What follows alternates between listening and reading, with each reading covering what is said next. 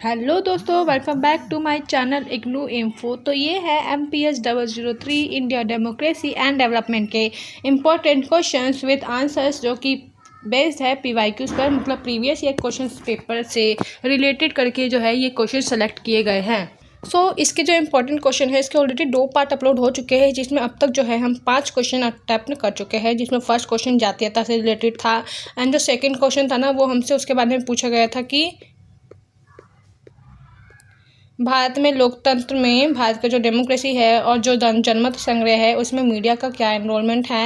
And then उसके बाद third question में हमसे लोकतंत्र की उपलब्धियां और चुनौतियां पूछी गई है। फोर्थ क्वेश्चन में हमने लोकतंत्र में जो पिछले 6 डेकेड में जो काम किए हैं, क्या हुआ है, कैसे नीति निर्धारण हुए, वो सारी चीज़ें हमने पढ़ी थी। जिसमें जो है हमने 1950 से 1970 तक के दशक को पढ़ा, पहले प्रारंभिक दशक, देन मिडिवल टाइम को पढ़ा, 1970 से 1990 के बीच में लोकतंत्र में क्या बदलाव आए, और 1990 के बाद जो है LPG अपनाया हमने, वो सारी चीज़ें पढ़ी। एंड देन अब जो है 2000 बाद के बाद से जो है अब तक समकालीन, मतलब वर्तमान समय में जो लोकतंत्र की स्थिति है वो पढ़ने के बाद जो है हमने डेमोक्रेसी के इम्फेक्ट एंड कंक्लूजन के बारे में बताया। एंड जो फिफ्थ क्वेश्चन था वो था short note about this topic. ये जो टॉपिक है ये सारे प्रीवियस ईयर क्वेश्चन में रिपीटेड है, तो वही वाले टॉपिक्स मैंने लिए हैं शॉर्ट नोट। जिसमें जो फर्स्ट था वो लैंगिक समानता पर था, संक्षिप्त टिप्पणी 250 वर्ड्स की लिमिट में। एंड जो सेकंड टॉपिक था वो था नए सामाजिक आंदोलन। ये जो है ना, संक्षिप्त टिप्पणी में तो ये क्वेश्चन पूछा ही गया है, साथ में जो है ये न्यू सोशल मूवमेंट से रिलेटेड क्वेश्चन लॉन्ग क्वेश्चन में भी पूछा गया है 20 मार्क्स में। एंड जो पहचान की राजनीति है, पॉलिटिक्स ऑफ आइडेंटिटी, ये भी जो है आए दिन इंपॉर्टेंट क्वेश्चन है, मतलब पूछे जाते हैं अक्सर। एंड जो नेक्स्ट था वो था हमसे लिंग और विकास, जेंडर एंड डेवलपमेंट के बारे में शॉर्ट नोट लिखना था। एंड जो फिफ्थ थी ना, वो हमने पढ़ा था कि जो ग्रामीण लोग हैं वो शहरी की तरफ जो प्रवास कर रहे हैं, माइग्रेशन हो रहा है, वो क्यों हो रहा है, इसके क्या प्रभाव पड़ रहे हैं। तो ये सारी चीज़ें जो है हमने अब तक पढ़ ली थी। अब जो है हम सिक्स्थ क्वेश्चन पढ़ेंगे, जो कि हमारे यूनिट नंबर 1 का इंपॉर्टेंट क्वेश्चन है। एंड ये अक्सर देखा जाता है एग्जाम में, चाहे तो ये लॉन्ग क्वेश्चन में आता है या फिर शॉर्ट क्वेश्चन में भी आता है। तो कांग्रेस का कराची अधिवेशन जो कि 1931 में हुआ था, क्या है, विस्तार में बताइए। हम इंट्रोडक्शन के साथ अपना आंसर स्टार्ट करेंगे और बताएंगे कि जो कांग्रेस का कराची अधिवेशन है वो मार्च 1931 में हुआ था, जिसकी अध्यक्षता की थी सरदार वल्लभ भाई पटेल जी ने। उनके द्वारा जो है इसकी आयोजित किया गया था। ये जो अधिवेशन है ये भारत के स्वतंत्रता संग्राम के इतिहास में अत्यंत महत्वपूर्ण माना जाता है, क्योंकि इसमें पहली बार आर्थिक और मौलिक अधिकारों को लेकर एक स्पष्ट दृष्टिकोण अपनाया गया। ये जो कांग्रेस का कराची अधिवेशन हुआ था 1931 में, जो कि सरदार वल्लभ भाई पटेल ने किया था, ये बहुत ज़्यादा इंपॉर्टेंट अधिवेशन माना जाता है, क्योंकि इसमें जो है हम लोगों की आर्थिक, फाइनेंशियल सिचुएशन और हमारे अधिकारों के बारे में जो है स्पष्ट दृष्टिकोण बताया गया था। अब जो हम थोड़ा सा इसका बैकग्राउंड बताएंगे कि 1931 का जो ये अधिवेशन है ये गांधी इरविन समझौते के ठीक बाद हुआ था। जब गांधी इरविन समझौता हुआ था ना, उसके बाद ये कराची अधिवेशन हुआ था। दांडी मार्च, नमक सत्याग्रह के बाद देश में जो है वो आंदोलन बहुत तेज़ी से बढ़ने लग गया था। ब्रिटिश सरकार के साथ समझौते के तहत जो है गांधी जी और अन्य नेताओं की रिहाई हो गई, और कांग्रेस ने क्या किया, सविनय अवज्ञा आंदोलन अस्थायी रूप से स्थगित कर दिया। मतलब जो कांग्रेस है उन्होंने सविनय अवज्ञा आंदोलन अस्थायी रूप से स्थगित किया, इसलिए जो है ब्रिटिश लोगों ने क्या किया, गांधी जी और अन्य नेताओं को रिहाई कर दी। ये उनकी कंडीशंस थी। और जो कराची अधिवेशन हुआ है उसके मेन की पॉइंट्स क्या है, हम वो बताएंगे कि जो कराची अधिवेशन है वो गांधी इरविन समझौते की पुष्टि करते हैं। कैसे, जो कांग्रेस है उन्होंने गांधी इरविन समझौते की स्वीकृति दे दी थी। जो कांग्रेस पार्टी है उन्होंने गांधी और इरविन के बीच में जो समझौता हुआ था उसको हाँ में जवाब दे दिया था, जिससे क्या हुआ कि बहुत सारे जो राजनीतिक बंदी थे, जो भी राजनेता वगैरह थे, उनको रिहाई मिल गई थी, जेल से छोड़ दिया गया था उन्हें। जो कि कब कानून, जब नमक कानून तोड़ा था, दांडी मार्च हुआ था, तब क्या किया था, उन लोगों को एक तरीके से जेल में बंदी बना लिया गया था, जेल में डाल दिया गया था। जबकि वो जो आंदोलन थे वो शांतिपूर्ण थे, पर फिर भी जो है उनको जेल में डाल दिया गया। जो मौलिक अधिकार है और जो आर्थिक कार्यक्रम है उसका प्रस्ताव रखता है कौन, कांग्रेस अधिवेशन, कराची अधिवेशन। ये अधिवेशन इस दृष्टि से ऐतिहासिक और महत्वपूर्ण था क्योंकि इसमें पहली बार जो है हमारे मौलिक अधिकारों को एक महत्वपूर्ण हिस्सा बनाया गया और माना भी गया। इसमें जो है बहुत सारी बातें शामिल थी, जिसमें जो महत्वपूर्ण बातें हैं वो ये है कि नैतिक समानता, जाति, धर्म, लिंग आदि के आधार पर कोई भेदभाव नहीं किया जाना चाहिए। आजीविका का अधिकार होना चाहिए, प्रत्येक व्यक्ति को जीवन जीने का और जीवन व्यतीत करने का अधिकार होना चाहिए। मजदूरों के लिए जो है न्यूनतम वेतन निर्धारित होना चाहिए। ऐसा ना हो कि मजदूरों का बहुत ज़्यादा कम वेतन पर उनसे शोषण करवाया जा रहा हो, उनसे कार्य लिया जा रहा हो। जो महिला है उनके लिए समान अधिकार होने चाहिए। बच्चों के लिए जो है शिक्षा मुफ्त रखनी चाहिए, ताकि जो है सभी बच्चों तक शिक्षा का प्रसार हो, सब शिक्षा का महत्व समझ सके। और अनिवार्य शिक्षा होनी चाहिए, जैसे कि सर्व शिक्षा अभियान अपनाया गया था, जिसमें 14 वर्ष तक के बच्चों को जो है शिक्षा अनिवार्य कर दी गई थी। साथ ही जो श्रमिक है उनको यूनियन बनाने का अधिकार दिया गया है, ताकि अगर किसी श्रमिक का किसी भी तरीके से शोषण होता है तो वो यूनियन का जो है राइट यूज़ कर सकते हैं और उस श्रमिक के प्रति, उसके अधिकारों के प्रति चेतना बढ़ा सकते हैं। सभी के लिए जो है सामाजिक न्याय और आर्थिक अवसरों की समानता की बात की गई थी। मतलब सबको जो है जस्टिस मिलना चाहिए और सबको इक्वल अपॉर्चुनिटी मिलना चाहिए अपने राइट्स को पाने के लिए। तो ये क्या था, ये जो है ना मुख्य टॉपिक है जो कराची अधिवेशन हुआ था, उसमें इन सारी चीज़ों पे जो है चर्चा की गई थी कि बच्चों के लिए ये सारी चीज़ें करनी चाहिए। इस स्वतंत्रता के साथ जो है ना सामाजिक न्याय का आदर्श स्थापित किया गया। तो ये सारी जो चीज़ें थी ना वो था कराची अधिवेशन की डिमांड और उसके तहत की गई बातें। अब इस अधिवेशन ने ये स्पष्ट कर दिया था कि जो भारत है वो केवल राजनीतिक स्वतंत्रता तक सीमित नहीं रहेगा, बल्कि एक न्याय संगत समाज की स्थापना भी करेगा और ये उसका लक्ष्य होगा। जब हमने कराची अधिवेशन किया तो उस अधिवेशन में हमने ये बात फाइनल कर दी कि भारत जो है सिर्फ पॉलिटिकल फ्रीडम नहीं चाहता। अब जो भारत है वो पूरी तरीके से फ्रीडम चाहता है, चाहे वो पॉलिटिकल हो, ग्लोबली हो, इकोनॉमिकली हो, एवरीथिंग। और इस तरीके से क्या करेगा, वो भारत की न्याय संगत तरीके से स्थापना करेगा, एक लक्ष्य निर्धारित करेगा। जो कराची अधिवेशन है उसके इंपॉर्टेंस के बारे में बताएंगे कि कराची अधिवेशन का क्या क्या महत्व है। ये अधिवेशन स्वतंत्र भारत के लिए एक आर्थिक और सामाजिक ब्लूप्रिंट बन गया। मतलब जो है हमारा जो भारत स्वतंत्र हुआ उसका ब्लूप्रिंट कहीं ना कहीं क्या करा गया, कराची अधिवेशन में तैयार किया गया। इसके द्वारा लिए गए निर्णय इसमें लिए गए मतलब कराची अधिवेशन में लिए गए जो निर्णय थे, बाद में भारतीय संविधान की कई सारी धाराओं का आधार बने। जो भी इसमें निर्णय लिए गए थे, जैसे कि क्या समानता का, शिक्षा का अनिवार्य, ये सारे जो है हमने अपने संविधान की धाराओं में ऐड किया। मौलिक अधिकारों की अवधारणाएं अपनाई, सामाजिक सुरक्षा अपनाया, श्रम का अधिकार दिया, वेतन का अधिकार दिया। इन सभी अधिवेशन में जो है पहली बार एक मंच में घोषित कर गए। मतलब जो सभी अधिवेशन थे पहली बार एक तरीके से घोषित कर दिया गया। तो हम कंक्लूजन में बताएंगे कि जो कराची अधिवेशन है वो भारतीय राष्ट्रीय कांग्रेस का एक मील का पत्थर है। ये केवल आज़ादी की मांग नहीं करता है, बल्कि ये क्या करता है, एक समाज के समता मूलक मतलब सबके साथ सम्मान व्यवहार हो, न्याय की स्थापना हो, साथ में जो लोकतांत्रिक समाज है, डेमोक्रेसी हो, उसकी स्थापना होनी चाहिए। स्वतंत्र भारत के संविधान में और नीतियों की बुनियाद जो है वो यहीं से तैयारी की गई थी। कराची अधिवेशन ऐसा अधिवेशन है जहाँ से हमारे स्वतंत्र भारत की नींव रखी गई थी। सो नेक्स्ट क्वेश्चन था question number 7, which is describe reason for migration from rural to urban area and its consequences. मतलब जो ग्रामीण क्षेत्र से जो लोग हैं, गांव के क्षेत्र से जो है शहरों की तरफ जो लोग बढ़ रहे हैं, पलायन कर रहे हैं, उसके कारण क्या है और परिणाम क्या होते हैं, इन सब चीज़ों पे हम चर्चा करेंगे। तो इंट्रोडक्शन से आंसर स्टार्ट करने के साथ हम बताएंगे कि माइग्रेशन यानी कि पलायन होता क्या है। प्रवास उस प्रक्रिया को कहते हैं जिसमें कोई व्यक्ति या समुदाय किसी एक स्थान से दूसरे स्थान की ओर स्थायी या अर्धस्थायी रूप में स्थानांतरित होता है। मतलब माइग्रेशन का मतलब ये है कि कोई भी व्यक्ति हो, चाहे उसका परिवार हो या कोई भी समूह हो, वो क्या कर सकते हैं, एक स्थान से दूसरे स्थान की जगह जो है या तो परमानेंट सेटल हो सकते हैं या फिर नॉन परमानेंट मतलब टेम्पोररी भी सेटल हो सकते हैं।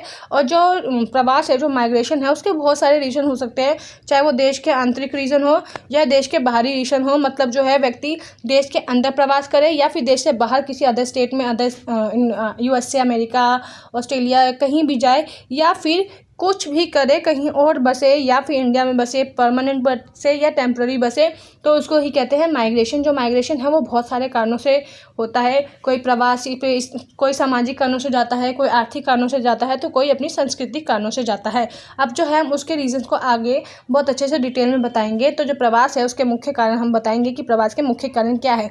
ये आपको हेडिंग डालना है एंड देन इसको जो है हाईलाइट करना है बॉक्स में, एंड देन फर्स्ट हेडिंग डाल के आपको उस हेडिंग को डिफाइन करना है। तभी जो एग्जामिनर है वो आपको बहुत अच्छे मार्क्स देगा और आप बहुत अच्छे नंबरों से पास हो पाओगे। सो फर्स्ट रीज़न जो है कि लोग माइग्रेशन क्यों करते हैं, प्रवासन क्यों करते हैं, तो सबसे पहला रीज़न जो है आर्थिक कारण होता है कि जो लोग क्या करते हैं, जो गाँव है वहाँ पे देखोगे खेती के अलावा जो है मोस्टली रोजगार का कोई ऑप्शन नहीं है। और यदि किसी के पास खेत करने के लिए ज़मीन नहीं है, या फिर कई बार ऐसा होता है कि हर मौसम में तो कोई खेती नहीं की जा सकती ना। अगर किसी व्यक्ति ने एक समय में गेहूँ उगा रखा है तो गेहूँ की फसल तैयार होने में भी 3 से 4 महीना लगता है, तो उस समय तक वो खाली तो नहीं बैठ सकता। तो इसलिए वो क्या करता है, वो शहरों की तरफ जाता है अपने रोजगार के लिए, अपनी कमाई के लिए, अपने इनकम के लिए क्या करते हैं, वो शहर की तरफ बढ़ते हैं। रोजगार का तलाश सबसे बड़ा कारण है प्रवास का। मतलब जो गांव में जो लोग हैं वहाँ पे जो अच्छे से मतलब इतने जॉब अपॉर्चुनिटीज़ नहीं है कि सब लोगों का विकास हो सके, तो क्या करते हैं, वो शहरी क्षेत्रों में आने लगते हैं। सो जो लोग हैं वो रोज़गार के लिए जो है अक्सर शहरों में जाते हैं, और चाहे वो कमाई के लिए अपने स्टेट में इंडिया में रहे, चाहे वो अपने रीजनल से मतलब अगर कोई बिहार का है तो रोज़गार के लिए दिल्ली जाए, कर्नाटक, केरल जाए, या फिर वो इंटरनेशनल लेवल पे भी जा सकता है, मतलब कि अदर स्टेट में जा सकता है, like America, Europe, Australia, Canada, इन सारे देशों में भी जो है वो बेहतर वेतन मतलब अच्छी सैलरी और मौक़ों के लिए जाते हैं, जहाँ पे उनको अच्छी सैलरी और अच्छी इनकम मिलती है। जो सेकंड रीज़न है माइग्रेशन का वो है शिक्षा के अवसर, मतलब बेहतर एजुकेशन अपॉर्चुनिटीज़ के लिए जो लोग हैं एक जगह से दूसरी जगह प्रवासन करते हैं, चाहे वो हायर स्टडीज़ के लिए चाहे वो तकनीकी संस्थाओं की उपलब्धता के लिए जाए। क्योंकि अक्सर देखा जाता है कि कुछ छोटे गाँव वगैरह में जो है अच्छी क्वालिफिकेशन एजुकेशन लेने के लिए जो है इंस्टीट्यूशंस नहीं होते, या फिर जो है हायर कॉलेज वगैरह नहीं होते, तो उसके लिए भी जो लोग हैं एक शहर से दूसरे शहर की तरफ बढ़ते हैं। विशेषकर अगर देखा जाता है कि जो गाँव के क्षेत्र है वहाँ पर जो है ज़्यादातर कॉलेज और स्कूल्स अच्छे नहीं होते, तो इसलिए जो लोग हैं वो शहर की तरफ जो बढ़ते हैं, ताकि शहरों में वो अपने बच्चे को एक अच्छी जीवन और शिक्षा दे पाए, मुहैया करा पाए। तो कई बार उसमें हम देखते हैं कि शादी या फिर कोई फैमिली रीजंस भी होते हैं जिसकी वजह से लोग माइग्रेशन करते हैं। भारत में जो है शादी के बाद महिलाओं को एक बड़े स्तर पर पारिवारिक प्रवास होता है। मतलब आप देखोगे कि शादी के बाद जो है महिलाएं अक्सर एक जगह से दूसरी जगह प्रवास करती है। कई बार जो उनके होने वाले पति है या जिनसे उनकी शादी हुई है वो अदर स्टेट में रहते हैं, तो उनको प्रवास करना पड़ता है। तो कई बार जो है परिवार को आपस में मिलना या किसी की स्पेसिफिक देखभाल करने का रीज़न भी जो है उसकी वजह से भी जो है लोग प्रवासन करते हैं। मान लो आप किसी अदर स्टेट में रह रहे हो और आपकी माँ और पिताजी अदर स्टेट में रह रहे हो और अब उनकी तबीयत ठीक नहीं है, तो आपको उधर शिफ्ट होना पड़ता है ताकि आप उनके ध्यान रख सकें। तो इसे भी जो है माइग्रेशन की कैटेगरी में रखा जाता है। तो कई बार जो लोग हैं माइग्रेशन किस लिए करते हैं, डिज़ास्टर जो आते हैं, नेचुरल डिज़ास्टर या फिर जो जलवायु क्लाइमेट चेंज हो रहा है उसकी वजह से भी करते हैं, जैसे बाढ़, सूखा, भूकंप या फिर समुद्र से रिलेटेड कोई भी लोग चीज़ें आ रही है, बीमारी वगैरह या फिर कोई कह सकते हैं आप आपदा आ रही है, सूखा पड़ रहा है, कहीं ज़्यादा बाढ़ आ रही है, डूब रहे हैं लोग, भूकंप आ रहा है, तो लोग क्या करते हैं एक जगह से जो दूसरी जगह है वो जाते हैं, अपने घरों को छोड़ने के लिए मजबूर हो जाते हैं। तो मजबूरी में भी जो है कई बार लोगों का पलायन होता है। जलवायु परिवर्तन के कारण जो है भूमि की उर्वरकता जो है ख़त्म हो जाती है, उसमें गिरावट आने के कारण जो है जो लोग खेती कर रहे होते हैं अब उनके पास खेती का ऑप्शन नहीं होता, तो क्या करते हैं अदर स्टेट में जो है माइग्रेशन करते हैं। किसके लिए, जॉब अपॉर्चुनिटी के लिए। तो कई बार जो है राजनीतिक और सामाजिक अस्थिरता के कारण भी जो है प्रवास देखने को मिलता है। जातीय हिंसा, आतंकवाद जहां बढ़ जाए, संघर्ष हो, लाइक जम्मू कश्मीर में रहने वाले लोगों के साथ जो है अक्सर ऐसा होता है कि वो आतंकवाद या संघर्ष के उसमें फंस चुके होते हैं, तो क्या करते हैं वो अपना माइग्रेशन वगैरह अपनाते हैं, मतलब एक जगह से दूसरी जगह जाके बस जाते हैं जहाँ पे शांति वगैरह हो। तो इसका एग्जांपल आप देख सकते हो जम्मू कश्मीर, उत्तर भारत जो है, ऐसे जो इंडिया भारत के जो हिस्से हैं वहाँ पे ज़्यादातर माइग्रेशन देखने को मिलता है। तो कई बार आकर्षण और धक्का कारक भी होता है, मतलब पुल एंड फोर्स फैक्टर होता है। मतलब कैसे, जो पुश फैक्टर है कि लोग किसी कारण से ज़बरदस्ती धकेले जा रहे हैं किसी और प्रवासन के लिए। कैसे, गरीबी और बेरोजगारी के कारण से जो है या शिक्षा की कमी के कारण से क्या होता है, जो लोग हैं ग्रामीण क्षेत्रों में वो शहरों की तरफ बढ़ते हैं। तो पुल फैक्टर में क्या होता है कि अच्छा जीवन जीने के लिए, अपने बच्चों को अच्छी लाइफ मुहैया करवाने के लिए, जॉब अपॉर्चुनिटी के लिए, गाँव में जो हॉस्पिटल्स वगैरह नहीं होते तो स्वास्थ्य सुविधाओं के लिए, शांति के लिए, सुरक्षा के लिए, अहिंसा के लिए जो है हम अदर स्टेट में माइग्रेशन करते हैं। सो कंक्लूजन में हम बताएंगे कि जो माइग्रेशन है, प्रवास है, वो एक बहुआयामी प्रक्रिया है जो केवल आर्थिक नहीं होती बल्कि सामाजिक, सांस्कृतिक, पर्यावरणीय कारकों पर भी निर्भर करती है। और भारत जो एक विशाल और विविधतापूर्ण वाला देश है, यहाँ पर तो प्रवास करना बहुत नेचुरल हो गया है क्योंकि जनसंख्या जो है वो लगातार बढ़ती जा रही है और रोज़गार के ऑप्शंस बहुत कम हैं। नीति निर्माताओं को जो है प्रवासी आबादी की समस्या और उनकी सामाजिक समावेशिता पर जो है विशेष ध्यान देने की ज़रूरत है। ओके, सो नेक्स्ट क्वेश्चन जो है क्वेश्चन नंबर 8 वो है 73वें और 74वें संविधान संशोधन के अधिनियम के बाद स्थानीय स्वशासन की बदलती प्रकृति पर चर्चा कीजिए। तो हम बताएंगे कि जो स्थानीय स्वशासन है मतलब लोकल सेल्फ गवर्नेंस है, वो लोकतंत्र की जड़ों को मजबूत करने में एक महत्वपूर्ण कार्य करता है, भूमिका निभाता है। भारत में 1992 में जो है पारित 73वां और 74वां संविधान संशोधन अधिनियम एक इस दिशा में महत्वपूर्ण ऐतिहासिक कदम रहा। इन संशोधनों के तहत क्या हुआ, ग्रामीण और शहरी क्षेत्रों में जो है पंचायती राज और नगरीय निकायों को संवैधानिक दर्जा दिया गया। मतलब संविधान में जो है पंचायत और नगर पालिका वगैरह जो है इन सबको ऐड किया गया है, जिससे क्या होती है उनकी फ्रीडम, उनकी भागीदारी और उनकी शक्तियाँ और उत्तरदायित्व जो है महत्वपूर्ण परिवर्तन इन सारी चीज़ों में आया। कब? 73वां और 74वां संविधान संशोधन में। जो 73वां और 74वां संविधान संशोधन हुआ था उसके प्रमुख क्या कारण थे और क्या फीचर्स थे वो हम बताएंगे। 73वां संविधान संशोधन जो है वो पंचायती राज व्यवस्था को लेके हुआ था। इसमें ग्राम पंचायत, पंचायत समिति और जिला परिषद 3 स्तरीय ढांचा बनाया गया था और हर 5 वर्ष में जो है चुनाव करवाना कंपलसरी है। ग्राम पंचायत में अनुसूचित जाति, जनजाति, SC, ST और वुमेन्स के लिए जो है आरक्षण किया गया है पंचायत के सीटों पे। जो राज्य वित्त आयोग है, स्टेट फाइनेंशियल एंड जो राज्य चुनाव आयोग है उसकी स्थापना करी गई ताकि वो जो है नियमित तौर पर जो है पंचायत राज का चुनाव करा सके। तो वही जो 74वां संविधान संशोधन हुआ था वो नगर स्वशासन को लेकर हुआ था। इसमें क्या होता है, नगर पालिका, नगर परिषद और नगर निगम की स्थापना की जाती है, म्यूनसिपैलिटी की। इसमें क्या होता है, शहरी योजनाएं बनाई जाती है, स्वास्थ्य को लेके स्वास्थ्य के लिए, स्वच्छता के लिए जो है ध्यान दिया जाता है, जल आपूर्ति को लेके जो है ध्यान दिया जाता है। ऐसे ही 18 विषयों पर जो है नगर पालिका या नगरीय स्वशासन को राइट होते हैं। 74वां संविधान संशोधन के तहत उनको 18 विषयों पर जो है अधिकार मिलते हैं। वार्ड समितियों का गठन होता है और जो लोग हैं उनकी सहभागिता इसमें सुनिश्चित की जाती है। अब जो हम बताएंगे कि जो इन दोनों का फीचर है मतलब 73वां और 74वां संविधान संशोधन वो क्या है, उनको कैसे राइट्स मिले, कैसे वो संविधान में ऐड किए गए। सबसे पहले जो इनकी विशेषता है वो ये है कि ये दोनों जो है संवैधानिक दर्जा इनको मिला और आधिकारिक स्वायत्तता मिली। मतलब जो ये दोनों संशोधन हुआ 73वां और 74वां, इन संशोधनों के बाद स्थानीय निकायों को कानूनी मान्यता और अधिक स्पष्ट शक्तियाँ मिली। मतलब दोनों की जो शक्तियाँ है वो स्पष्ट तौर पर बांट दी गई। और ये जो संस्थाएँ हैं पहले तो प्रशासनिक थी लेकिन बाद में जो है संविधान के द्वारा इनको मान्यता दे दी गई। संविधान में जो है इनको एक अलग से राइट्स दिए गए। सत्ता का विकेंद्रीकरण हुआ, डिसेंट्रलाइजेशन पावर, मतलब जो दोनों के बीच में जो है शक्तियाँ बांटी गई, निर्णय निर्माण की शक्तियाँ बांटी गई। अब जो शक्ति है निर्णय लेने की शक्ति वो सिर्फ केंद्र और राज्य के बीच में नहीं रही बल्कि लोकल लेवल पे भी हो गई। कैसे? ज़मीनी स्तर पर, कैसे नगर पालिका वगैरह के पास या फिर ग्राम पंचायतों के पास जो है शक्तियाँ बट गई। और इसमें क्या हुआ, साथ ही साथ जन भागीदारी में वृद्धि हुई। जब ग्राम पंचायत अधिनियम ऐड हुआ तो उसमें क्या हुआ कि जो महिलाएं हैं, जो SC, OBC वगैरह है, उनके लिए क्या क्या है, राजनीति में भागीदारी बढ़ाने के लिए रिजर्वेशन करा गया। तो इससे क्या हुआ कि जो लोग हैं वो राजनीति में इनरोलमेंट होने लगे और ग्राम सभा और वार्ड समितियों के माध्यम से जो है आम जनता जो है डायरेक्टली जो है गवर्नमेंट के साथ जुड़ने लगी। साथ ही साथ इन दोनों को ना वित्तीय सशक्तिकरण मिलता है। मतलब दोनों के पास जो है ना फाइनेंशियल राइट्स थोड़े बढ़ जाते हैं। जो राज्य वित्त आयोग है उनके जो है वित्तीय संसाधनों का न्याय संगत वितरण की प्रक्रिया शुरू की गई। परंतु व्यवहार में अभी भी देखा जाए तो जो स्थानीय निकाय है उनके पास वित्तीय निर्भरता राज्य सरकारों पर बनी हुई है। अभी थोड़ा सा तो इंडिपेंडेंस मिला है ग्राम पंचायत या नगर पालिकाओं को, लेकिन ग्राम पंचायत अभी भी किसी न किसी तरीके से स्टेट पर ही डिपेंडेंट होती है फाइनेंशियल इश्यूज़ के लिए। साथ ही जो है 73वां और 74वां संविधान संशोधन जो हुआ है उसके सामने कुछ चुनौतियां हैं और कुछ कार्यान्वयन जो असमान रूप से चल रहे हैं उसको हम बताएंगे। कई राज्यों में जो है राजनीतिक इच्छा शक्ति की कमी है, नौकरशाही का हस्तक्षेप होता है और प्रशिक्षण की कमी की वजह से जो है स्थानीय निकाय अपनी पूर्ण भूमिका नहीं निभा पा रहे हैं और जो नगर निकाय है उनकी तुलना में पंचायतें अधिक सशक्त बन गई हैं।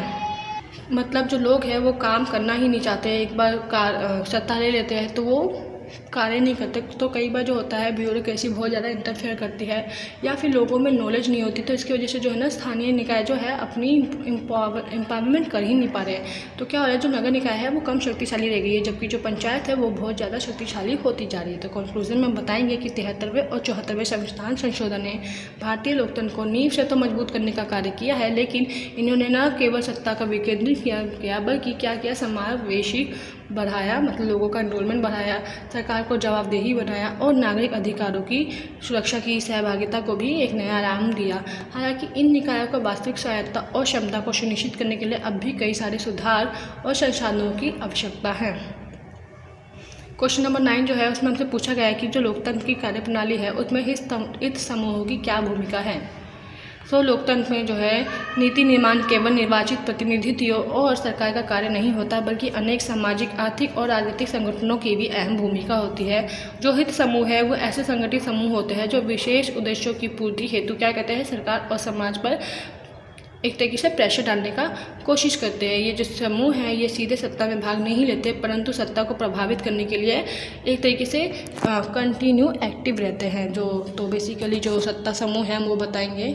तो बेसिकली इसका मतलब ये है कि जब समाज में नीति बनती है, जो डेमोक्रेसी है उसमें जो नीति वगैरह बनती है ना, उसमें सिर्फ जो है इलेक्टेड मेंबर्स काम नहीं करते, बहुत सारे अलग लोग भी काम करते हैं जो सामाजिक, आर्थिक या राजनीतिक संगठनों में जुड़े होते हैं। जो हित समूह है, जो इंटरेस्ट ग्रुप है, वो ऐसे ग्रुप होते हैं ना जो कि किसी एक स्पेसिफिक कम्युनिटी के लिए जो है विशेष उद्देश्यों की मांग करते हैं और समाज और सरकार पर जो है एक तरीके से प्रेशर बनाते हैं उस विशेष समूह के लिए अलग से नीति क्रियान्वित करने के लिए। जो हित समूह है उसकी परिभाषा बताएंगे और उसके टाइप बताएंगे। जो हित समूह है वे संगठित समूह है जो किसी विशेष वर्ग, संस्था या मुद्दे से संबंधित हितों की रक्षा के लिए कार्य करते हैं।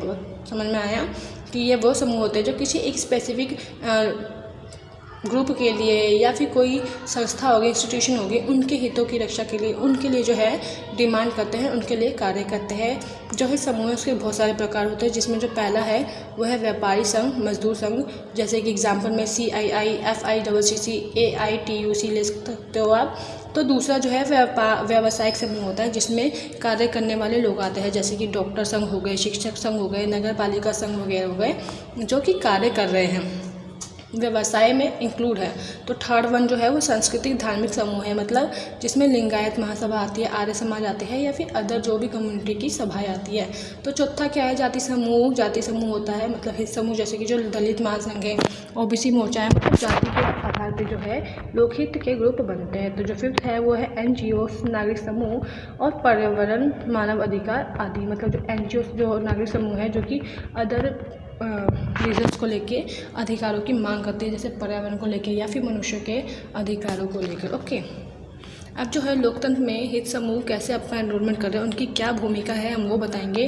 तो जो हित समूह है वो नीति निर्माण में प्रभावित है, मतलब जो हित समूह है वो क्या करते हैं, जब सरकार नीति निर्माण बनाती है, नीति के प्रस्तावों को पेश करती है, तो जो हित समूह है ना वो सरकार को ज्ञापन, सुझाव और दबाव बनाते हैं ताकि वो उस स्पेसिफिक हित समूह के लिए नीति बनाए, उसके पक्ष में नीति बनाए।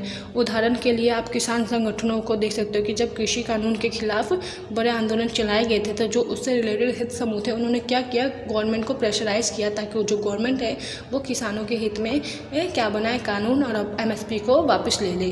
तो जनमत को संगठित करना भी जो है हित समूह का जो है कार्य है, मतलब भूमिका है लोकतंत्र में। ये जो है आम जनता की समस्याओं को एक आवाज़ देते हैं और सरकार तक उन्हें पहुंचाते हैं, जिससे क्या होता है कि जो लोकतंत्र है वो और ज़्यादा मजबूत हो रहा है।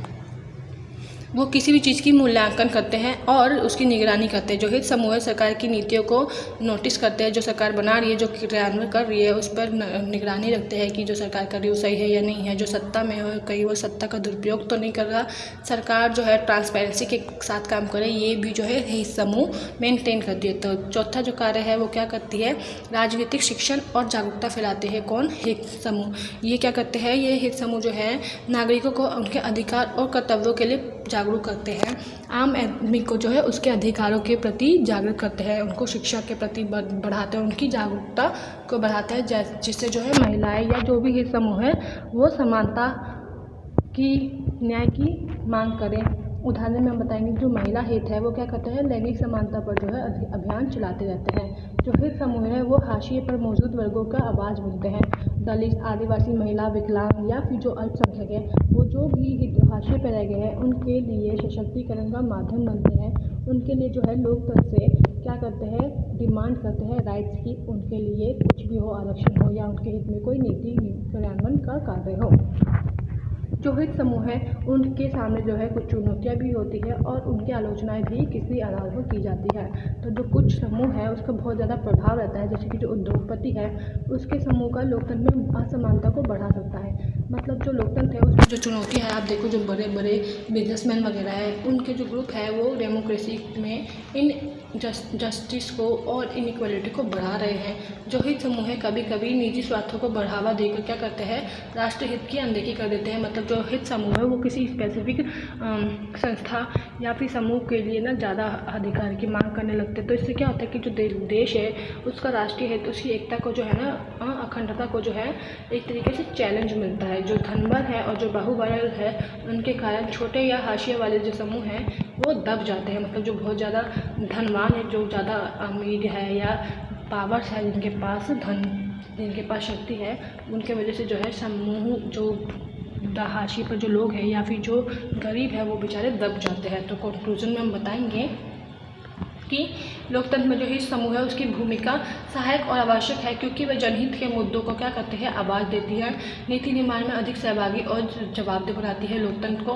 हालांकि जो उसके प्रभाव है उसको नियंत्रित और संतुलित रखना की आवश्यकता है, ताकि लोकहित जो जनहित है, लोकहित है, वो ज़्यादा प्रभावशाली ना हो और लोकतंत्र का जो है एक तरीके से चुनौती ना मिले। ठीक है। सो नेक्स्ट क्वेश्चन जो है 10th नंबर। इसके बाद क्वेश्चंस और भी है। क्वेश्चंस नंबर 11 है न्यायिक समीक्षा और जनहित याचिका, जो कि मोस्टली रिपीटेड होते हैं। एंड क्वेश्चन नंबर है 12 जो कि विकास के मॉडल के ऊपर है। एंड जो है क्वेश्चन नंबर 13 वो है